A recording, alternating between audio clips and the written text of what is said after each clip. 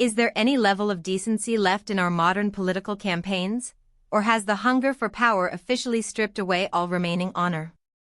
A Texas congressional race has descended into absolute chaos, and what we are seeing unfold in the 35th district is, quite frankly, one of the most disgraceful things to hit the airwaves ahead of Memorial Day weekend. Before we continue, if you want to stay on top of everything happening in U.S. politics, hit that subscribe button right now and leave a like.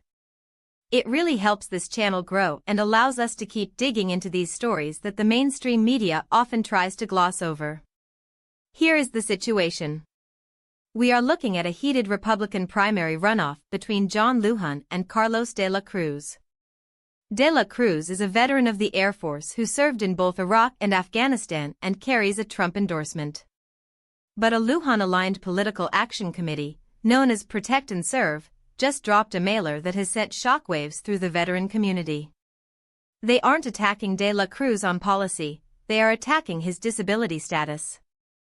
The ad explicitly mocks him as the 100 disabled kickboxer, suggesting he is gaming the system to avoid paying property taxes. The flyer points to his past as a gym owner and his listing as a volunteer carpenter to argue that if he is physically capable of those things, he shouldn't be receiving a 100 disability rating from the VA. Now, let's look at the facts.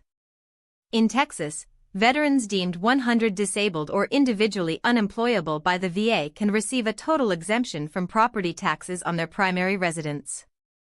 It is a benefit meant for those who have sacrificed their physical health for this country. The backlash was instantaneous and severe. Charlotte Niner, an Air Force veteran and a member of the Wounded Warrior Project, didn't hold back.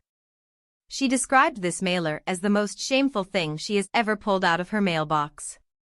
Her point is cutting. John Lujan never wore the uniform. He has no idea what it costs to live with the injuries sustained in combat.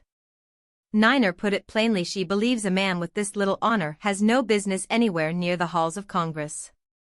She has vowed that Lujan will not receive her vote, nor the vote of any veteran she knows. This brings us to a critical analysis of the political landscape. Why would a campaign take such a massive risk? Usually, attacking a veteran, especially one backed by the leader of the party, is a death sentence for a campaign. But in a race where neither candidate hit the 50% threshold in the first round, the desperation is palpable. Lujan is fighting to overcome a deficit against a candidate who has the explicit backing of Donald Trump.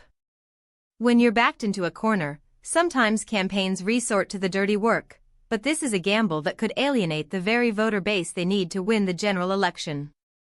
Furthermore, this race is already a lightning rod for controversy.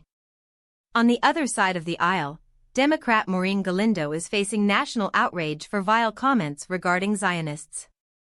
It seems the 35th district has become ground zero for some of the most aggressive and polarizing tactics in the entire country. The question is, will the voters of Texas look past the mudslinging, or will this act of disrespect against a disabled veteran be the final straw? By weaponizing a veteran's disability, the Lujan-aligned PAC has shifted the conversation away from taxes and governance and directly onto the character of the candidates themselves. As we head into Tuesday's vote, we have to ask ourselves what we value more, a specific legislative agenda, or the fundamental respect we owe to those who served in our armed forces? So, what do you think about this? Does attacking a candidate's disability status go too far, or is everything fair game in a primary runoff? Drop your opinion in the comments below. I read every single one, and I want to hear your take on this mess. This is a defining moment for the GOP in Texas. We'll be watching the results closely to see if this strategy backfires or if the base rewards the aggression.